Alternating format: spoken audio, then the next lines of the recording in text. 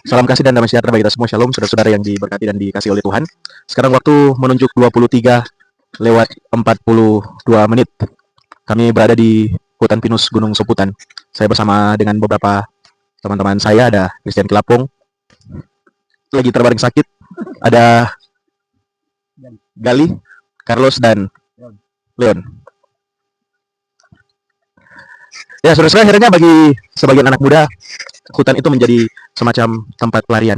Bisa dikatakan favorite place ya bagi banyak anak muda, karena kita menjauh dari kebisingan dan juga hiruk pikuk kota. Kita bersyukur boleh menikmati keindahan alam yang Tuhan sediakan bagi kita ya. Jadi kalau ada di antara saudara-saudara yang hobi untuk menyendiri, menyepi, menjauh dari segala macam kebisingan kota, bisa datang ke hutan pinus Gunung Soputan. Saudara-saudara yang dikasihi Tuhan, malam ini saya tertarik untuk membahas satu topik khusus. Ini biasa kalau kita berbicara tentang hutan, tempat-tempat yang gelap, tempat-tempat yang sunyi, kita langsung mengaitkan itu dengan hal-hal yang bersifat mistis ataupun juga hal-hal yang bersifat gaib. Ya. Saya sampai hari ini sudah beberapa kali naik gunung. Saya pernah ada waktu momen di mana tersesat dengan teman saya Carlos di Gunung Empung. Tapi saya sampai hari ini berpikir realistis. Itu karena kesalahan saya pribadi. Karena waktu turun gunung tidak memperhatikan jalan. Waktu itu ada bermain HP, jadi ya kehilangan jalan. Tapi tidak pernah sampai hari ini saya terpikir bahwa saya disesatkan oleh penunggu hutan atau setan yang ada pada saat itu. Ya, walaupun ada begitu banyak kesaksian-kesaksian semacam itu, kita harus akui bahwa Alkitab juga membicarakan ya bahwa setan itu ada, iblis itu ada. Bahkan Alkitab mengatakan bahwa malaikat bisa menyamar sebagai malaikat terang. Tetapi sebagai orang percaya, tentu kita tidak boleh terkukung ya, dibelenggu oleh konsep-konsep atau kepercayaan-kepercayaan yang memberikan semacam tekanan dan membuat kita hanya merasa ketakutan dalam hidup ini. Banyak di antara kita yang sebenarnya kita bisa mengatakan kita takut ya pada orang mati. Kalau misalnya ada yang meninggal ya, kita langsung takut, apalagi ada istilah 3 malam ya, ada 40 hari. Saya sudah bahas itu di live streaming YouTube Facebook saya tentang 40 hari. Jadi memang ini konsep yang sudah terlanjur mengakar di masyarakat ya, tentang dan kita sangat-sangat takut. Kita takut dengan suara bunyi-bunyian di dapur. Kita takut dengan horden pintu dan horden jendela yang bergerak sendiri padahal tidak ada angin, dan ketakutan yang lain. Padahal hal-hal semacam itu seharusnya kita cari tahu penjelasan, dan kita pasti bisa mengetahui ya penjelasan apa yang dibalik semua itu.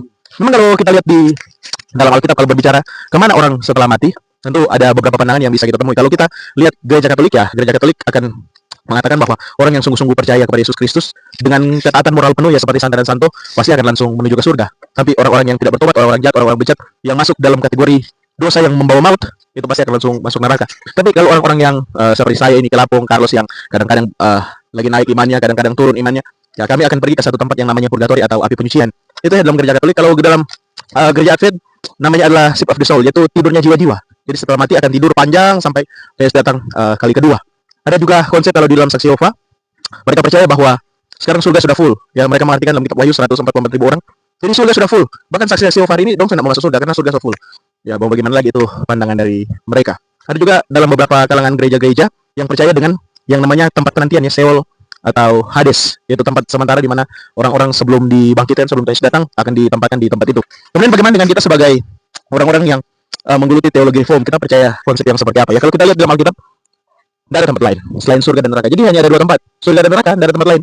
Kalau kita melihat ketika Tuhan Yesus di atas kayu salib, kemudian ada seorang penjahat yang bertobat yang mengatakan, jika engkau datang sebagai raja, ingatlah akan aku. Tuhan Yesus mengatakan pada hari juga, engkau bersama-sama dengan aku di Firdaus. Firdaus itu dalam bahasa Yunani Paradisos, turun ke dalam bahasa Inggris Paradise, turun ke dalam bahasa Indonesia diartikan surga. Atau juga ada orang yang mengartikan Firdaus itu adalah semacam taman yang ada di dalam surga ya. Bisa dikatakan Firdaus ini sinonim dari surga. Jadi ya setelah penjahat itu bertobat, Yesus mengatakan bahwa juga mereka akan bersama-sama di surga. Tuhan Yesus juga ketika di dalam 7 perkataan salib dia mengatakan, ya Bapa, ke dalam tanganmu kuserahkan nyawaku. Jadi setelah mati, Tuhan Yesus kemana? Tuhan Yesus ke surga, tidak kemana-mana. Ya, Bapak di mana? Tuhan Yesus mengajarkan bahwa Bapak kami yang di surga. Ya, Bapak ada di surga. Kemudian juga kalau kita melihat perumpamaan tentang orang kaya dan Lazarus, ya walaupun banyak yang mengartikan itu hanya sekedar perumpamaan, tetapi Tuhan Yesus itu ketika dia mengucapkan perumpamaan tidak pernah menggunakan nama-nama orang. Sehingga banyak ahli yang sepakat bahwa Lazarus itu adalah orang sungguh-sungguh. Kemudian juga Tuhan Yesus mengatakan di sana ada Abraham. Sehingga banyak ahli yang sepakat ini bukan sekedar perumpamaan, tetapi kisah nyata yang diceritakan oleh Tuhan Yesus. Sehingga setelah mati, orang kaya di mana? Ada di alam maut, di tempat yang berapi-api yang membuat dia sangat kepanasan. Dan ada Abraham di sana yang dimana dikatakan bahwa Lazarus itu berada di pangkuan Abraham. Sebenarnya kalau kita melihat dalam bahasa asli bahasa Yunani, itu bukan pangkuannya, tapi berada di dadanya Abraham. Karena orang-orang Israel itu mereka mengenal konsep di mana ketika mereka perjamuan, mereka akan menyandarkan kepala mereka di dada orang yang ada di sebelahnya ketika mereka melaksanakan perjamuan. Dan Tuhan Yesus mengatakan bahwa nanti akan ada waktunya orang-orang akan berkumpul dengan eh, Abraham, Ishak dan Yakub untuk makan perjamuan bersama di mana? Di dalam kerajaan surga, dalam kerajaan Allah. Jadi Abraham dan Lazarus ada di mana? Ada di surga. Dan ada tempat yang tidak terseberangi antara antara surga ke neraka atau neraka ke surga. Sehingga kenapa kita orang Kristen, dari khusus yang menggeluti teologi reform itu tidak percaya, kita tidak berdoa kepada orang-orang mati karena sudah ada pemisah, tidak ada lagi hubungan antara orang yang hidup dan orang yang mati. Kemudian kenapa kita tidak mendoakan orang-orang mati? Karena kalau orang sudah berada di surga, kita mendoakan mereka untuk apa? Mereka sudah bahagia di sana, mereka sudah tenang di sana. Tapi kalau mereka ada di neraka, saudara mau menangis dengan air mata darah pun tidak akan pernah bisa memindahkan mereka dari neraka ke surga. Jadi saudara-saudara, Alkitab itu ketika membicarakan tentang kematian sangat-sangat jelas ya. Tidak ada tempat lain, hanya ada surga dan neraka. Sehingga ketika ada saudara-saudara kita yang sangat kita kasih meninggal, saudara tidak perlu takut kalau ada yang menampakkan diri, ada yang bilang bertunjung, ya itu adalah setan yang menyamar. Tidak usah percaya. Kalau saudara kita mati dalam keadaan percaya sebagai Kristus, sebagai Tuhan dan Juru Selamat, ya saudara-saudara yakini bahwa mereka sekarang sudah berada di kerajaan surga bersama dengan Bapa. Mimpi-mimpi dong, gimana? Kalau terkait misalnya ada teman kita mengatakan gini, ini ada orang tua atau mama atau papa kita lagi datang mimpi, berarti harus pergi ke kubur gitu, Pak. Katanya udah kotor. Menurut pendapat kita gimana?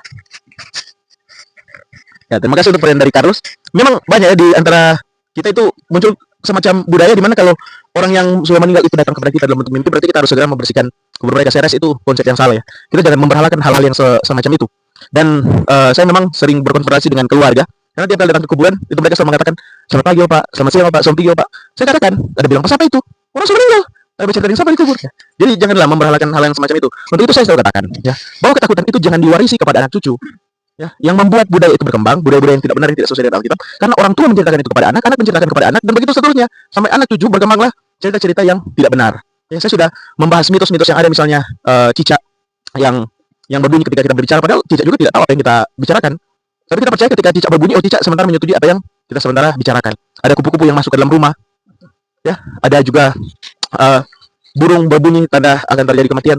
Jadi saudara-saudara yang saya kasih dalam Tuhan, janganlah kita suka dengan hal-hal yang berbau-berbau mistis ya. Alkitab melarang kita berhubungan dengan hal-hal semacam itu, sehingga kita tidak perlu takut lagi, karena Alkitab mengatakan bahwa roh yang ada di dalam diri kamu itu lebih besar dari roh apapun juga yang ada di dunia ini. Sehingga Yesus mengatakan bahwa aku akan mengirim kepadamu seorang penolong yang lain yang akan menyertai kamu sampai selama-lamanya. Jadi kalau Roh Kudus dalam diri kamu tidak akan mungkin diganggu oleh setan, bisa, tapi dirasuk ataupun juga kena santet, doti, itu tidak akan mungkin ya. Alkitab tidak membuka peluang orang percaya mempelai Kristus, pengantin Kristus itu bisa terkena hal-hal yang semacam itu. Oh ya, terus ada pertanyaan lebih lanjut. Nah, ini ada beberapa pertanyaan. Satu saja pertanyaan. Bagaimana jika kita melihat orang-orang Kristen atau salah satu teman kita yang beragama Kristen kemudian dia kerasukan? Bagaimana pendapatnya, Kak? Oke, memang kalau kita membicarakan tentang kerasukan, pertama kita harus cari tahu dulu ya.